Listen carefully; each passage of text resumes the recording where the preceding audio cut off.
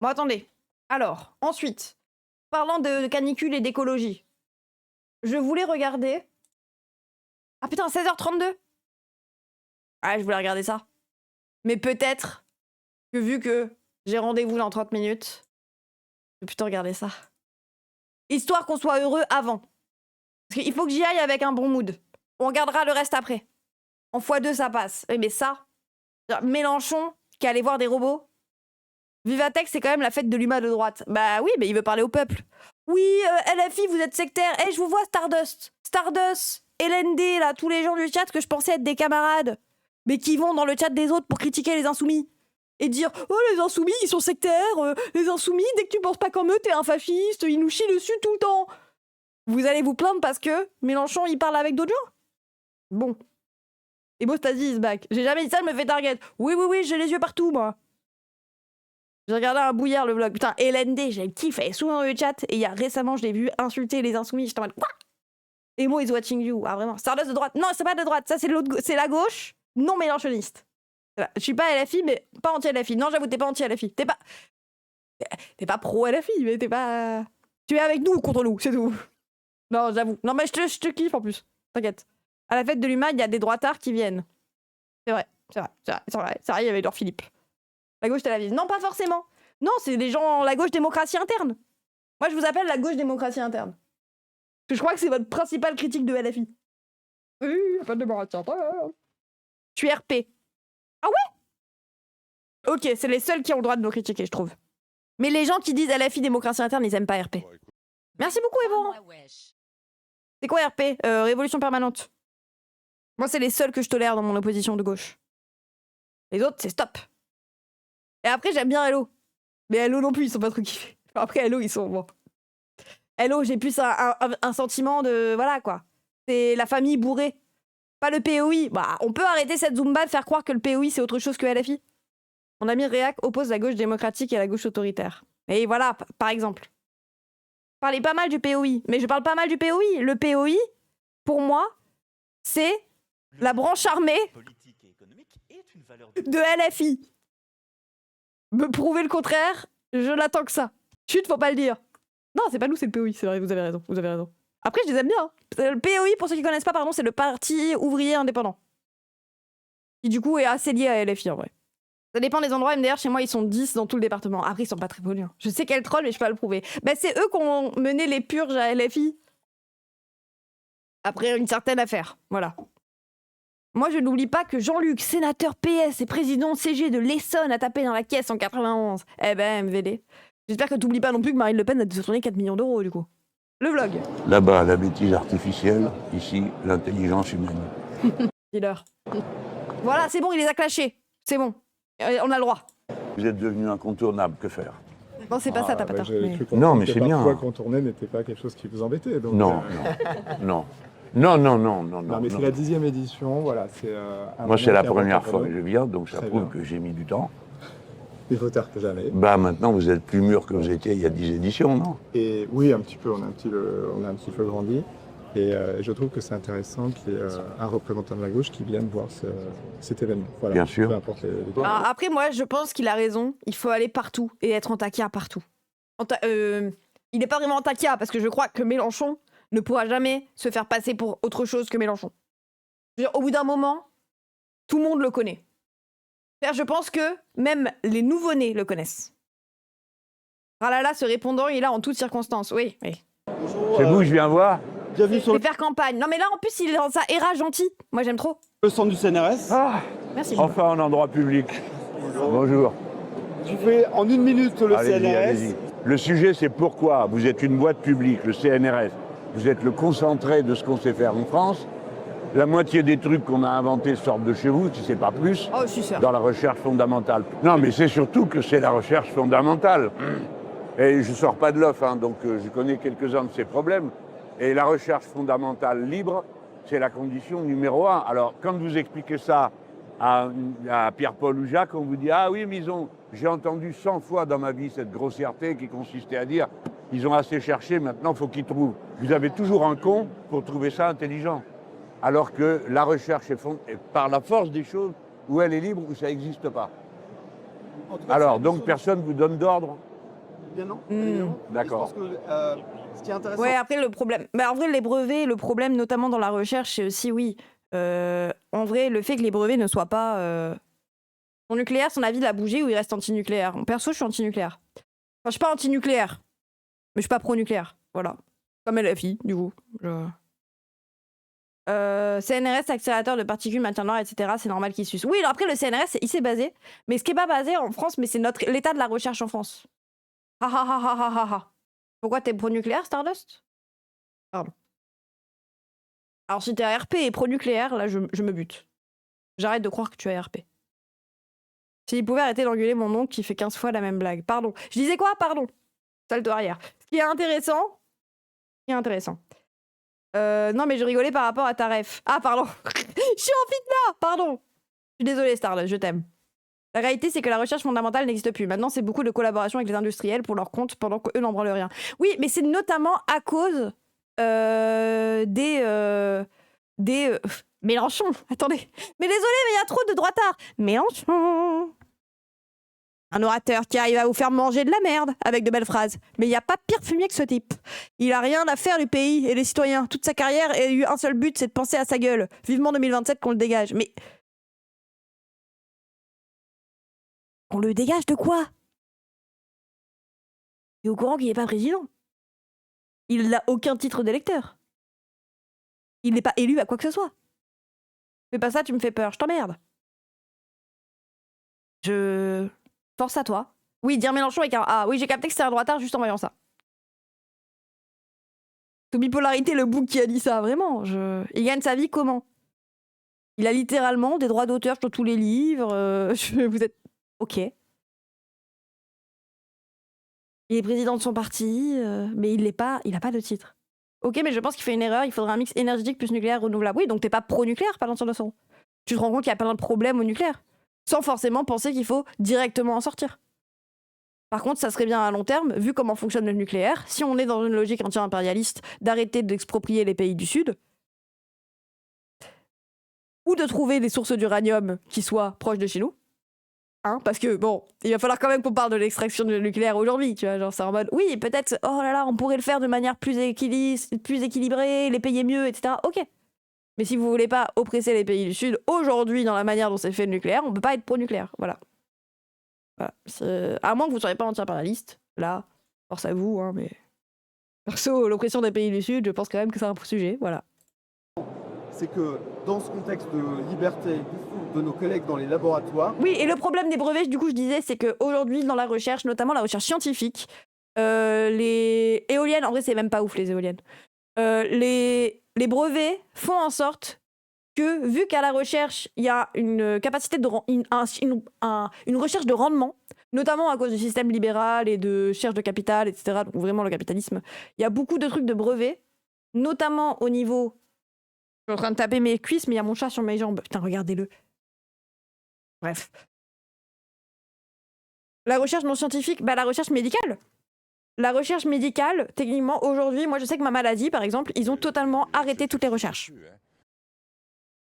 Oh merci, Young to the King. Merci beaucoup.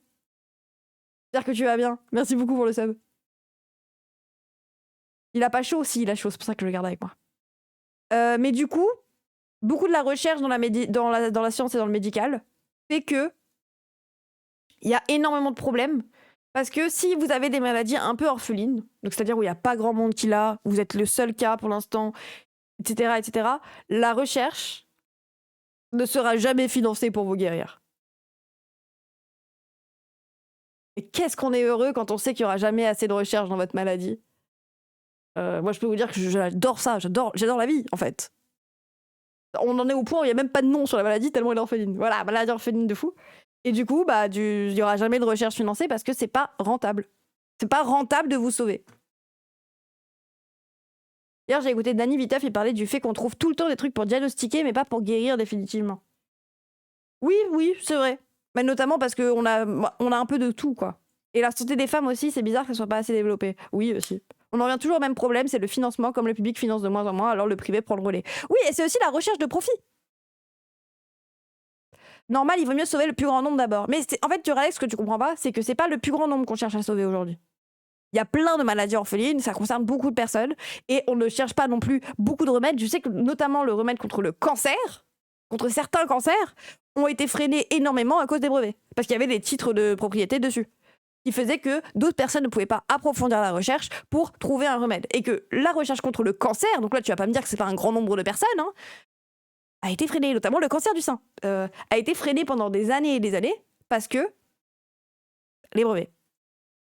Du coup, on a mis en délai parce que oh là là, il y avait un gars qui possédait le titre de propriété. Bon.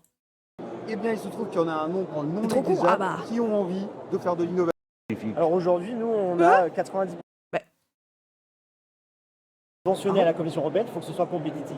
Mais en revanche, des pays tiers, comme on travaille en Asie-Pacifique, sont extrêmement intéressés. Avec qui on travaille dans l'Asie-Pacifique? Alors aujourd'hui, nous, on a 90% de part de marché. C'est bien parce en que Corée, lui, il continue en à Inde. dire Asie-Pacifique.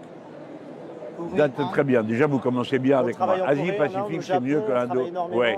Les Japonais s'y intéressent, qu'est-ce qu'ils font? Énormément. Ils sont extrêmement bons sur ces capacités de manœuvre, de proximité, d'approche avec d'autres satellites. Ils ont déjà montré des manœuvres de contact avec d'autres satellites. D'accord. Et donc du coup, on a un partenariat avec une entreprise japonaise qui s'appelle Astroscale et sur laquelle nous, on travaille pour venir justement sur ces Et les capacités. Chinois, eux, qu'est-ce qu'ils font? Vous savez pas? Les Chinois, on a du mal un peu à savoir ce qu'ils font, mais en revanche, l'état de l'art est bien au-delà de ce qu'on fait aujourd'hui. D'un point de vue européen. On sait que les capacités qu'ils ont démontrées dans l'espace ces derniers mois sont extrêmement impressionnantes, jusqu'au ravitaillement entre deux satellites. La politique ne pourra jamais et ne doit pas se mêler ni de science. Oui, par contre, la pression qu'il met... Mais je comprends un peu sa volonté de rester appuyé. En fait, Mélenchon, j'aime bien comment il quadrille l'espace et qu'il dit l'Asie-Pacifique. Et pas juste, genre, ah là là, enfin, genre... Le fait de bien quadriller l'espace, pas de juste parler du Pacifique ou de la zone ou l'Orient ou des trucs comme ça. J'aime bien comment il est. Le ton professoral un peu. Bah, il parle avec des personnes qui connaissent leur sujet, quoi. Et c'est cool de vraiment voir qu'il s'intéresse. Elle ne doit pas dire à la science ce qu'elle cherche. De la même manière, elle ne doit pas dire non plus... Et tu vois, il parle aussi de l'indépendance de la science. En fait, il se projette aussi beaucoup comme si j'étais au gouvernement. Si j'étais au gouvernement, l'indépendance de la science me semble quelque chose d'important. Que ça soit financé, pas uniquement si ça plaît au gouvernement, quoi. Ça, c'est bien. Ah bah, en vrai, je pense que ça rassure aussi beaucoup de scientifiques indépendants de se dire qu'ils sont pas conditionnés à faire des choses que l'État aime bien pour pouvoir être subventionné, quoi. Pareil pour les journalistes. Le journaliste ne devrait pas dépendre de si tu plais à l'État ou pas. On doit te subventionner dans tous les cas. Jean-Luc Ancem, le rêve de beaucoup d'universitaires. Ah bah. Jamais il ne doit pas se mêler ni de science, indépendant de l'industrie. Bah elle ne doit pas dire à la science ce qu'elle cherche. De la même manière, elle ne doit pas dire non plus, ce qu'il faudrait faire ceci ou cela. Ça, on peut le faire dans le cadre du plan. Ça, c'est la deuxième étape. Mais l'étape essentielle de la politique, c'est de fixer des normes, philosophiques, morales, qui concerne l'usage de ce genre d'outils. Est-ce qu'elles sont respectées? Nous, on commence à travailler là-dessus. On s'est dit, ça sert à rien de partir d'une porte technique, parce que jamais, on sera toujours dépassé par la trouvaille suivante, et heureusement. Parce que c'est quand même le but que la science, si on commence à vivre avec la peur, elle est mauvaise conseillère. Ça, je sais pas si c'est vraiment possible de mettre des normes morales, etc., et même politiques, morales, etc., face aux gens. Et en même temps, il y a une forme de logique. Par exemple, l'IA. Je sais pas, si à l'échelle planétaire, ça ne fout pas le pays dans la merde. En fait, on pourrait décider en France, par exemple, qu'on arrête de développer l'IA. Parce qu'il y a un risque pour les individus. Il y a un risque quand on voit qu'il y a des jeunes qui pensent que comme ça. Qu'il y a un risque pour beaucoup d'emplois. Même si en vrai, c'est un risque dans l'emploi, parce que l'emploi, est-ce qu'il conditionne ta vie aujourd'hui? En vrai, ce ne serait pas un risque pour l'emploi si on avait un revenu de base, tu vois. Si ton moyen de vivre, t'es garanti, et que tu as de la thune qui est garantie, que ton emploi soit pris ou pas par un robot, on s'en fout. Parce que c'est juste en mode, ça t'enlève du taf, c'est ok, tu vois. J'ai fait l'invitation, ça marche, moi, quand on arrive. J'ai envie de dire, tout dépend comment elle est utilisée. Bah, c'est ça. Et du coup, est-ce qu'on pourrait pas mettre quelque chose de favoriser les individus, les trucs comme ça, quoi. C'est un peu comme si tu décidais d'interdire les couteaux. Bah si le monde entier continue d'accélérer, il y a un moment où ça va te tomber dessus, quoi. Sinon, on teste des choses horribles sur les enfants, par exemple. Ah oui, non, mais je suis d'accord, War Widow.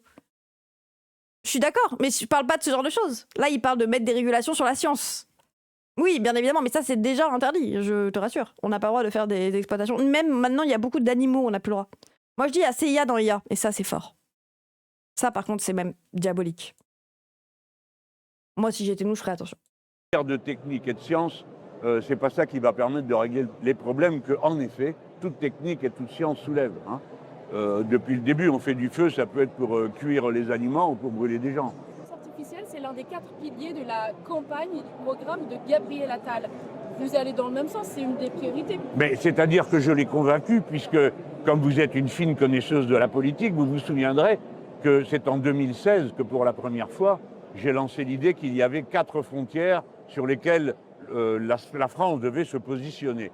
Et il y avait l'espace, la mer et le numérique. À l'époque, tout le monde marionnait. Après ça, et puis... non, ils peuvent pas dire que LFI, c'est pas un peu les seuls qui développent là-dessus. Je sais pas, après, je sais pas si les autres le font, mais c'est vrai que LFI, genre sur l'écologie, et le discours sur la science, la mer, les étoiles, la nanana, vas-y frère, ils sont là, quoi. Genre, la mer, elle est pas bleue. La mer, elle est pas noire, elle est bleue. Les hydroliennes, tout ça, t'as ça. Genre, c'est vrai qu'en vrai, quand ils pensent... Mais je pense que c'est sa pensée philosophique de prof. Enfin, Mélenchon, c'est un mec qui aime beaucoup la philosophie, quoi. Donc bon. Oui, alors le spatial, vaste sujet, mais ils sont OK. Oui, après, il est pas forcément... Tu vois, quand tu parles de tout, tu peux que être un toutologue et avoir une réflexion qui s'intéresse au truc, et c'est tout. Les étoiles, ça sert à quoi? Bah, la conquête spatiale. Il y a un vrai sujet de ce qui se passe dans l'air, dans le ciel. L'être humain a colonisé le ciel, déjà, hein, avec les avions, tout ça. Les autres, c'est juste, il faut des emplois, il faut avoir des licornes, mais ils s'en tapent. C'est vrai que les autres, ils sont plus sur du court-termisme. Et après, est-ce que c'est pas ça le... Est-ce qu'ils ont pas raison, dans un sens de 5ème République, de viser le court-termisme? La nuit, elle n'est pas noire. C'est vrai qu'elle est bleue. En vrai, c'est les seuls qui en parlent. And my man, Arnaud Saint-Martin, qui me déteste. Mais pourquoi il déteste, Arnaud? C'est la deuxième fois que tu le lis. Elon Musk l'a dit, après tout. Le spatial... Bah, Macron a invité Elon Musk.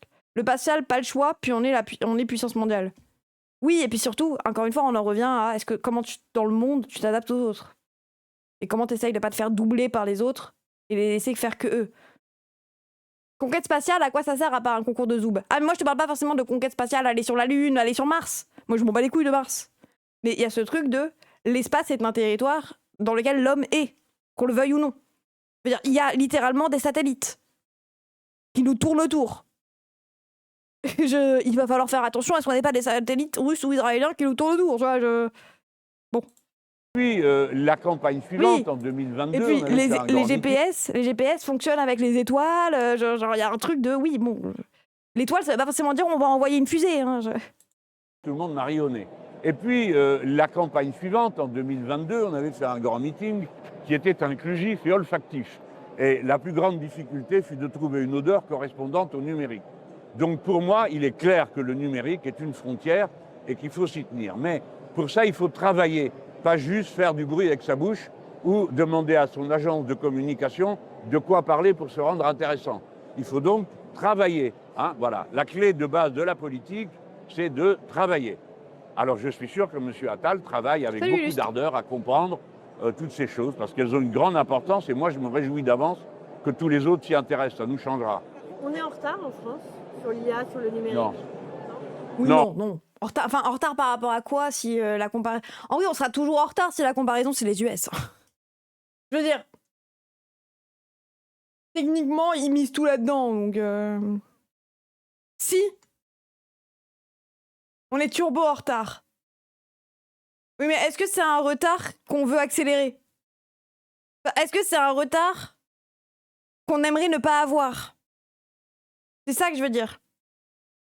Oui, on l'est et c'est OK. Oui, voilà, moi, c'est le plus le... Techniquement, dire en retard, ça veut dire qu'il faut que tu te bouges le cul, quoi. Ça veut dire qu'il faut que tu rattrapes les autres. Est-ce qu'on a envie d'être à leur niveau? Pour ce débat, il faut venir sur mes streams. En plus, je passe souvent sur tes streams, mais je les mets en lurk. Moi, je lurk beaucoup. Bah oui, il faut se bouger le cul. Ah ouais, les gens, vous êtes dans ça, vous? Oh, moi, ça me fait trop bader, hein.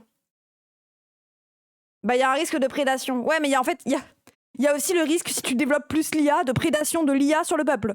Notamment la disparition des emplois qui ne soit pas... Enfin, genre, encore une fois, les gens, si demain votre taf disparaît, on est dans une société où actuellement, votre existence est conditionnée au fait d'avoir un emploi. On s'en fout, l'IA, c'est l'avenir. Radimil, c'est quoi ton métier?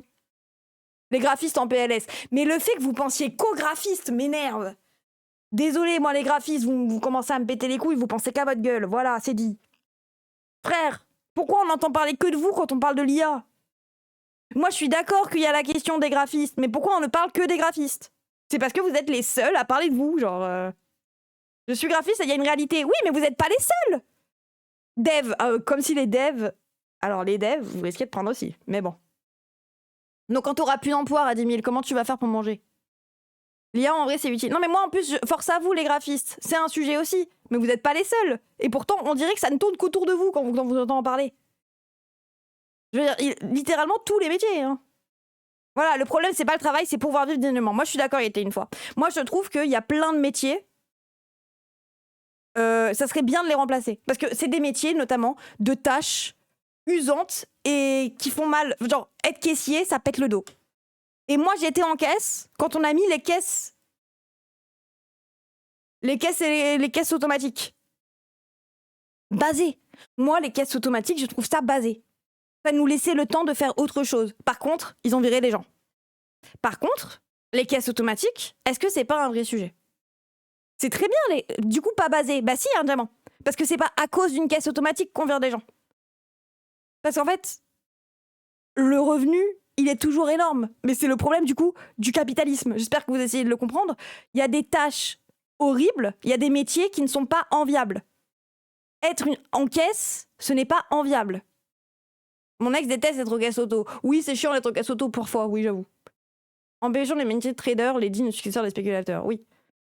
En ayant fait quelques-uns, oui. Par contre, ça ne veut pas dire que c'est OK de supprimer le poste. C'est ça que je suis en train de vous dire. C'est qu'au bout d'un moment, être en caisse n'est pas enviable. Je ne sais pas, ça dépend de ton niveau d'études. Ce n'est enviable pour personne, Elohim. Premier degré. Je veux dire, même si tu n'as pas fait de grandes études... Oh, pardon, mon cast. Même si tu n'as pas fait de grandes études, ce n'est pas enviable. On va arrêter là-dessus. On regardera la suite demain. Parce que, bah, ça fait mal, quoi. Ça fait mal au dos. Ça fait mal au dos de fou. Comment tu empêches la suppression de postes sans forcer la main des entreprises? Tu mets un revenu universel, au minimum, ou un salaire universel. En fait, c'est sûr, si tes conditions de vie ne sont pas conditionnées à un emploi, les emplois qui tournent en rond, tu peux les faire disparaître. Et c'est OK, en fait. Socialisation des moyens de production. Exactement. Alors, attendez. Je sais pas s'il faut que je sois dans le call sur Discord. Ah non, c'est directement sur Twitch. OK.